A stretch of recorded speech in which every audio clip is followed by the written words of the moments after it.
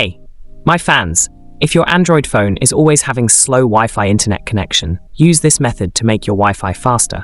Follow this channel for more tech tips. Open settings in your phone. Tap on my phone. Scroll down and locate build number.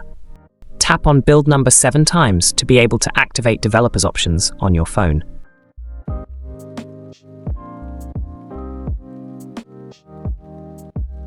Go back and scroll down to locate system.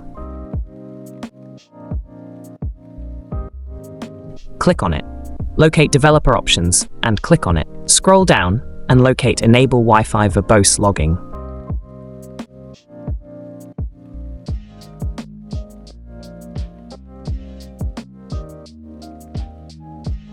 Make sure you switch it on. So once it's switched on, your phone Wi-Fi internet will start moving faster, okay?